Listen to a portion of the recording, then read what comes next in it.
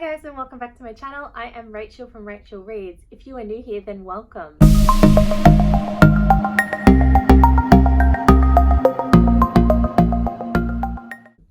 Today I'm going to be doing my July wrap up.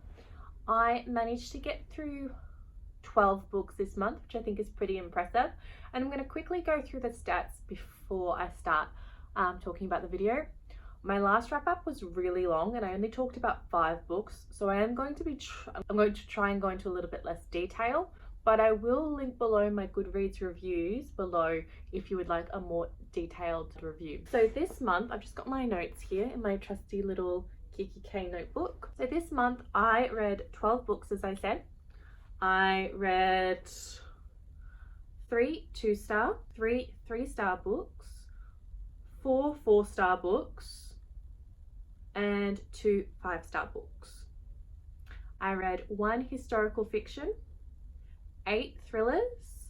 I read 2 contemporary novels and 1 memoir. So clearly the majority of what I read this month was thriller, and I think you can tell from my July TBR, which I will link up the top and down below as well. Now I managed to get through 4 out of 5 of my TBRs. There is one that I missed, which was Blood River by Tony Kavanagh, and I just wasn't in the mood for it, so I decided to skip that book, and I have just left it on my TBR shelf to get through when I get to it.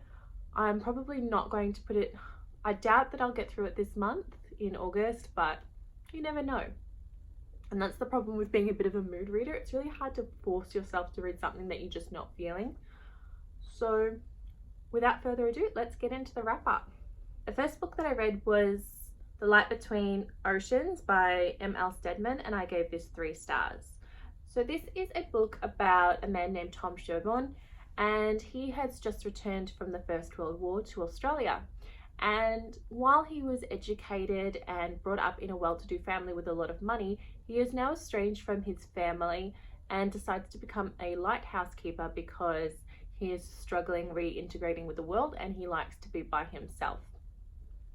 A few years into his newfound career, he gets a new posting at Janus Rock, which is about 20 miles west of Western Australia on a little island. And the only inhabitants of the island is the lighthouse keeper and their family. Unfortunately, Tom doesn't have a family at present, but before he begins his journey, he meets a woman named Isabel. And you know, for a year they write letters and they send them to one another, and they fall in love and they agree to get married.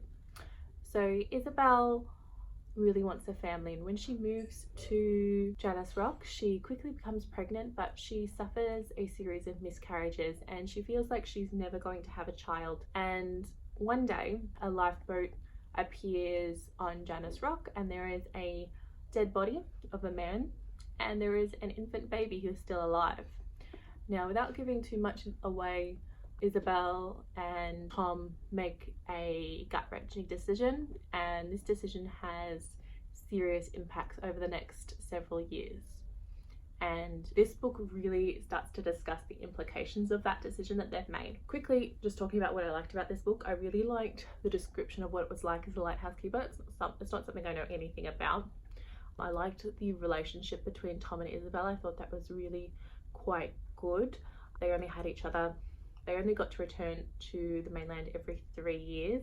So for 3 years, they were essentially each other's company. The description of Janus Island is just so vivid. The author has done a really good job at creating this island and this world that you can really just picture in your mind. The description in this book is beautiful. I again loved the description of what it was like for returned soldiers and the difficulties they faced in gaining employment and reintegrating into society. I think this is done well. I think it's done subtly, but I think it's done very well. What I didn't enjoy about this book is the length. So this is, it's about just over 350 pages, but I think it probably should have been about 100 pages less. I think that the middle just became a little bit too convoluted, and it starts to get repetitive as they start introducing new perspectives, and I just don't think this is necessary. I was really torn between giving it a 3 and a 4 star. Throughout the book, it was probably a 3-star until the last couple of chapters when it just got so emotional that I started crying, and I wanted to give it 4 stars, but I just don't think it quite got there. It is really quite a beautiful read. I think just the length and that repetitiveness let it down a little bit. But if you like historical fiction and really descriptive, beautiful writing, maybe give this one a go, and that's The Light Between Oceans. The next book that I read from my July TBR, you will know that I was very excited to read, and that is The Lost Man by Jane Harper. Now, I had very mixed feelings about reading this because I loved Jane Harper's The Dry. I didn't particularly love Force of Nature, which you can see in my last wrap up, and I was nervous about whether I would like this book or not. And I was also nervous that after I'd read this book, there wasn't going to be any more Jane Harper to read. But I didn't have to worry too much because I loved this book. I gave it a 5-star. If you're not aware, this is like a crime thriller. It's done quite similarly to a detective fiction, except there's no actual detective. And I'll talk a little bit about what it was about, and you'll understand what I mean by that. So this book is told from the perspective of Nathan Bright, and he is a cattle farmer in outback Queensland in Australia, and he lives in a property that's about 200 kilometers from his family. And one day his brother, he has 2 brothers, so his middle brother Cameron is found dead. Now, he's found in quite mysterious circumstances because he's found in essentially the middle of the desert with no water, kilometers away from his car, and it's really unclear about how he got there. So you start to wonder, was it a suicide or was it murder? Because it's very unlikely that it was an accident, because there is no reason for him to be out there. And Nathan has quite a strained relationship with his family and with the town that he grew up in, and I think it's quite interesting seeing Nathan reconnect with his family and come back together with them as he starts to try and figure out what actually happened to his brother. As I said, I love this book.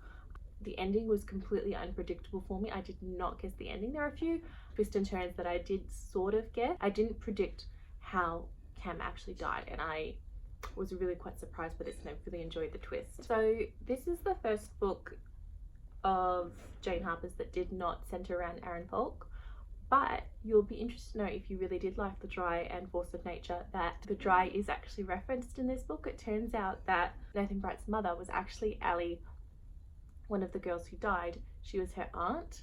It's really quite interesting. Again, what Jane Harper does so well is create this beautiful atmospheric scene where the atmosphere of the desert and the dry and the lack of water really captures the desperation of the characters, and I think it's just done so well. This was such a beautiful book, and one of my favorite lines from the book is, let me just read it to you. "The rules of the outback are simple, but they are written in blood."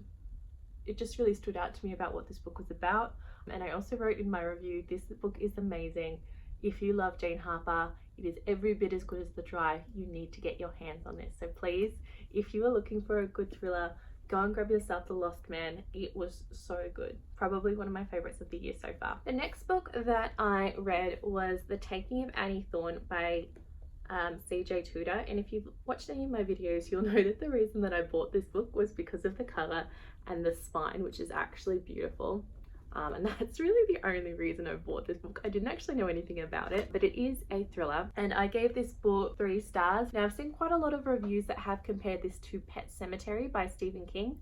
I have not as yet read that, so I can't really make a comment on it, but that might be something you want to investigate before you go and buy this book. So it's about a man named Tom Thorne, and he returns to the town where he grew up, which he left when he was about 15 years old. So when he was a child, his younger sister, Annie, mysteriously vanished. So she vanished for, I think it was 2 days without a trace, and then she turned up. And she had no recollection of where she had been or what had happened to her. Tom spends a lot of time talking about how she changed after that and how she was completely different. So they used to have this really strong connection and strong relationship, and when she came back, everything was different. Tom has returned to the town because he received a letter telling him that they know what happened to his sister all those years ago, and it's happening again. So Tom returns to try and figure out what happened to Annie. Again, I found this book quite slow. There wasn't anything particular thrilling. I don't think that the twists and turns were that engaging. I just found it quite slow and a little bit boring at times. There were some paranormal elements in this book. Were they necessary? I'm not sure. Was it the best way to go with the book? Again, I'm not sure. Tom Thorne is definitely a character that you're going to love to hate. He's not particularly relatable. He's an alcoholic. He's a liar. His life is falling apart and he lies to get his job as a teacher. So he doesn't have a lot of redeemable qualities about him. It was an interesting idea for a book, but I just wanted more. So that was The Taking of Annie Thorne by C.L. Tudor. The next book that I read was Eleanor, Oliphant is Completely Fine by Gail Honeyman. This is a contemporary novel, which I'm sure you have heard about by now. If you haven't, have you been living under a rock maybe? It is all over BookTube and Bookstagram and bookstores. I can't really go anywhere without seeing a copy of this book, which is essentially why I decided to pick up a copy. I didn't have many expectations going into this book, except I knew that there was a lot of hype surrounding the book, and I didn't know if this hype was warranted or not. So I went into this book really not knowing what to expect at all. I gave this book a 4 out of 5 stars. This is a book about Eleanor Oliphant. I don't know if I'm pronouncing her name right, I'm sorry. So she is a woman in her 30s and she has a very predictable life. So she lives her life by routine. She wakes up, she goes to work, and on the weekend she drinks 2 bottles of vodka and then repeats her week. There's not much that changed until one day she's leaving work and her colleague come across a man who has, I think he's passed out or he's had a heart attack or something, I can't quite remember. And it's their job to get him to safety and get him to hospital. So this disruption in Eleanor's routine really starts to change her, and she starts to reach out and she becomes friends with this colleague, and it's about her journey away from her loneliness and her coming to terms with everything that's happened to her, because she had a really quite troubled past and a lot of damaging things that had happened to her. And it's really about how she comes to terms with that loneliness and that depression. And I think this is a good book for looking at mental health. Eleanor definitely has her issues and they are looked at throughout this book. The one thing I didn't like about this book is the fact that when Eleanor became interested in a man, she felt that the only way to get him was to start changing herself. So she started changing her hair, she started wearing makeup and getting bikini waxes and getting manicures and pedicures and things. I don't necessarily know if that's the right message we want to be sending, that in this type of novel, that the way to get a man is to start changing yourself. That was sort of my one objection to this book. Overall, I think it is a good read, and if you are into contemporary literature that explores mental health, then I think you will like this book. So that was Eleanor, Oliphant is Completely Fine by Gail Honeyman. So much for me wrapping this up and making it a bit quick. The next book that I read was Left to Die by Lisa Jackson, and I picked this up in my first thrift store haul. So this is a crime thriller, and I gave this a 2 out of 5 stars. Now this book definitely had potential and I was really gripped to read it. And then I found out it was in a series, and that's where it all sort of went downhill for me. And the reason it went downhill was because this is almost a 500-page novel and there is no ending. There is no resolution.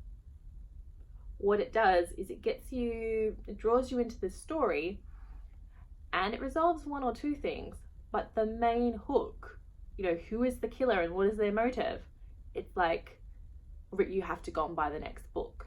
And I think when you've read 500 pages that aren't particularly satisfying, you should get an ending. You should get a resolution in this sort of book. And that was my issue. There was no ending.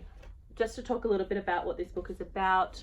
So in the wilds of Montana, there is a serial killer at work, and essentially what he is doing is he's shooting out the tires of cars on the mountains in snow so that they have an accident. He then takes these women back to their cabin, he nurses them back to health, and then a week or so later, when they're capable of walking and they're capable of moving by themselves, he takes them out into the wilderness and he ties them up to a tree He leaves a note above their bodies and he leaves them out there to freeze to death. That's the premise of the book. So we have a new character called Jillian Rivers, and it seems as if she's going to be the next target because her tires are shot out and she is reported missing. The next issue I had with this book is the number of perspectives that we had written from. So we had Jillian, we had the killer, which we still don't know who that was. We have 2 police inspectors. We had, actually might have even been 3 police inspectors. We had, I don't know, I think there was about 8 different perspectives, and it was ridiculous. It just was not necessary. It just was so over the top. If you like character-driven novels, this is not for you. And that's another issue that I had. None of the characters were seriously developed. It was 100% a plot-driven novel, and it just kept hounding you with this plot. But the problem with that is, if you have a plot-driven novel, you have to resolve the plot. So 2 stars for this one. I am not going to be continuing the series, and I do not particularly recommend this book. The next book that I purchased is The Method by Shannon Kirk, and I actually got this in a thrift store haul for $3, and I am so glad I did because this book was so good. I gave it a 4 out of 5 star. So this book is about a 16-year-old girl who is kidnapped. She is pregnant, and it becomes really clear that she's been kidnapped for her unborn baby. But what is different about this is that this particular girl is incredibly smart. She has a very scientific brain, and she begins to use science and cunning and her wits to plan an escape and plan a way to escape her captors. And it's such an interesting way to write a book. I haven't read anything like this. I really enjoyed it. I enjoyed reading about the character. I enjoyed reading about her experience. I enjoyed the plot. I enjoyed the subsequent point of view of the FBI inspector that is trying to find her. I just really enjoyed this book, and I think it's 100% worth the read. The only reason this was not a 5-star book for me was the very last chapter. I think it ruined the book for me, and I think it sort of undermined a lot of the plot, but that's just me. Great book. Go and get your hands on it if you can. And again, that was The Method by Shannon Kirk. Don't you just love when you pick up a good thrift store book? Okay, the next book that I picked up is Sleep by C.L. Taylor, and I picked this up on the recommendation of Nicole from A Beautiful Chaos of Books. Again, this is another thriller.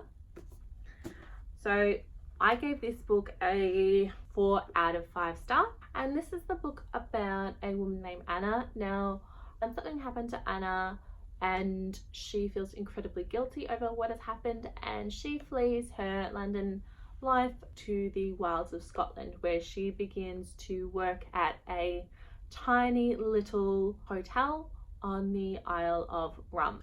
In her first week, the first lot of guests arrive at the hotel, and there is a terrifying storm, and the guests are completely isolated from anywhere else. There's a flood, so they can't leave the hotel. They're just locked indoors. And Anna begins to start thinking that someone is coming after her and someone is trying to kill her. It must be one of the guests or someone that works at the hotel, and she spends a lot of time feeling very paranoid and trying to figure out what is actually going on. So I really like this as a psychological thriller, trying to figure out who the bad guy is. There were a lot of twists and turns, and I had a lot of different suspects. I mean, there's only about 12 to choose from, so you've got a 1 in 12 chance of guessing who the bad guy is. About 3/4 of the way through, I had a strong suspicion of who it was. There was no confirmation until the very end, and I think it was done very well to keep this bad guy hidden. I think the storm does so well to add to the atmosphere. It just becomes creepy and atmospheric and claustrophobic, like you can't escape. Really good book, great gripping thriller. If you're into atmospheric, gripping, psychological thrillers, then I think The Sleep is the one for you. So thank you, Nicole, for your recommendation. So I've got 4 more books left, and the next one that I read was My Lovely Wife by Samantha Downing. I'd heard a lot about this book, and I think I actually got it confused with The Wife Between Us, which I have just finished but will be in my August wrap up. And yeah, I heard a lot about this and I think I just kept getting it confused with The Wife Between Us until I finished reading it. So I gave this book a 3 out of 5 stars. I really like the premise of this book. I really like the idea that there was a serial killer couple, that there's, this wife and husband that kill people together. I think that was really interesting and I think it was a really good idea. The reason that just didn't come quite together for me is the middle of the book. I think the start of the book and the end of the book were fantastic, which were probably like the little bookends, but the middle of the book just dragged on and I got bored. If I was just judging on the beginning and the end of the book, it would probably be 5-star, because the beginning was gripping, it was fast paced, I was like, whoa, what is going on? The ending, there was a big twist and I was like, I did not see that coming. Yeah, so really liked the beginning and the ending, but the middle just dragged and I got bored. And I think when you are reading a psychological thriller, you need it to be fast-paced. You need it to go bang, bang, bang, bang, bang. You don't want that downtime to start questioning the characters and their motives and what they're doing and just becoming detached. You just want it to keep going. And that was my problem with this book. Okay, the next book that I read this month was The Whisper Man by Alex North.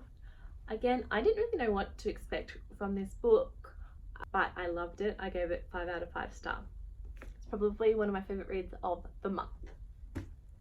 So this is a story about Tom Kennedy, who is devastated after the loss of his wife. He removes them from the house that they'd been living in where his wife had died, and they move to the town of Featherbrook, where he thinks that they're going to have a happy life and be safe. Unfortunately, a little boy has gone missing in the town, and this particular boy's disappearance has a striking resemblance to the 5 little boys that were taken and murdered several years ago. The only issue is the man that committed these crimes was captured and is serving a life sentence in prison and is known as the Whisper Man. So this book is told from the perspective of 4 characters, which I really enjoyed. We had the perspective of Tom, we had the perspective of his son, and we had the perspective of 2 police detectives. So one is the woman that is in charge of the new investigation, and the other is of the jaded older cop who is living with guilt after being a little bit too late to save a boy in the first case. So he was in charge of the Whisper Man case several years ago. And this book had lots of twists and turns. It was really dark and twisted. I kept wondering if there was something paranormal going on. I'm not going to tell you if there was or not. And I just think it just came together really well. I think it was well written. I loved each of the different characters. They each really brought something to the novel, and I think they worked well together. And yeah, I just really liked this book. I would highly recommend it. The next book that I read was The Flower Girls by Alice Clark Platts. And I bought this book because I really liked the cover. Unfortunately, it didn't quite live up to the fact. So I gave The Flower Girls 2 out of 5 stars. I think this book had potential and I almost gave it a 3 out of 5 stars, but I think it was just dull, to be honest. So it was back in the early 1990s, 2 girls, a 10-year-old and a 6-year-old, were accused of murdering a baby. The 10-year-old was convicted and the 6-year-old was deemed that she was too young to stand trial, so she was given a new identity. And then one day, the younger girl, the 6-year-old, she is plunged back into scrutiny when another little girl goes missing. And this is the story about this little girl that goes missing and the 6-year-old's identity becoming unveiled and people figuring out who she was and what she did, and her life sort of beginning to fall apart. So I think the main issue I had with this book is that I didn't enjoy the plot and the way that it unfolded, and I didn't enjoy any of the characters. And I think in a book you need to either enjoy the plot or the characters. There needs to be something that you like and there really wasn't anything that I enjoyed about this book. The only thing that was redeeming about this book was that it really had me questioning my morals and my philosophy on should children be held accountable for crimes? Are they actually old enough at 6 and 10 to be charged with a life sentence? At 10 years old, do you actually know the difference between right and wrong? Can you be held responsible when your brain is not actually developed and you're not psychologically capable of processing what you were doing as quickly as an adult? Should you have adult punishments for children who are not capable of thinking as adults? I don't know the answers to these questions, but that is what this book started to make me question, and that's what I enjoyed about this book. The second last book I read this month was The Dream Daughter by Diane Chamberlain, and this is a contemporary novel. If you haven't been, actually you probably haven't heard me talk about Diane Chamberlain very much, but she is one of my favorite authors of all time. I love her writing. I love how they're contemporary novels, but they still have a twist of romance or some sort of thriller aspect. I just think she writes really beautifully. If you're looking for someone to compare her with, I would compare her writing slightly to Jodi Picoult. Yeah, they can sort of be compared. So this is a story about a woman named Carolyn Sears, and she becomes pregnant in the 1970s. However, it becomes clear that her baby has a heart defect, and in 1970 there is nothing that you can do for that defect until along comes her strange brother-in-law Hunter, who offers a solution to her issues. Now it's pretty, you can guess almost straight away what this is, so it's not really a spoiler, but it involves time travel. So she ends up time traveling to 2001 to receive the medical treatment for her baby, and then there are a few different twists and turns along the way. I can't remember if I said, but I gave this a 4 out of 5 stars. I think it was a good read, but the only thing that could have done something better for me is I wish the second part of this book, and once you read the book you'll know what I mean, I think this could have been done differently. I didn't necessarily enjoy it. I think this could have been done better, but I did love the emotion that was portrayed. I loved the story. I loved the relationship between Caroline and her family, and the love she showed for her baby and for her husband, who was a Vietnam War vet. And it really was just a beautiful read, and it's not by any means my favorite Diane Chamberlain, but I think you will enjoy it if you like her writing style. The last book that I read this month was a memoir, and that was Educated by Tara Westover. I've wanted to read this book for a very long time, and I had very high expectations for it. Unfortunately, it did not measure up, and I gave this a 2 out of 5 stars. So this is about Tara Westover. It's a memoir of her life, and she grew up as a survivalist. She never went to school. She never got medical treatment. She just grew up on her father's property. Her mother and father were very religious. They didn't believe in modern medicine. They believed that the government was evil and that most people were ignorant and that the end of the world was coming and they needed to prepare for it. I found the first part of this book in her childhood very slow and boring. I just couldn't get into it. I enjoyed the part about her teenage years, and I thought this was quite interesting. And then when she left to go to university, again, I just found it quite dull. Now, I'm not taking anything away from Tara and her life. What she did was incredible, going and getting a PhD after, never receiving any schooling. And her childhood was not easy, and some terrible things did happen to her. And I'm not taking that away, and I'm not judging her for that. I'm just saying I didn't enjoy reading about it. And maybe that's just not my type of memoir. I know many people have loved this book, and if you enjoy reading memoirs or you have heard of a good review for this, go and pick it up, go and read it.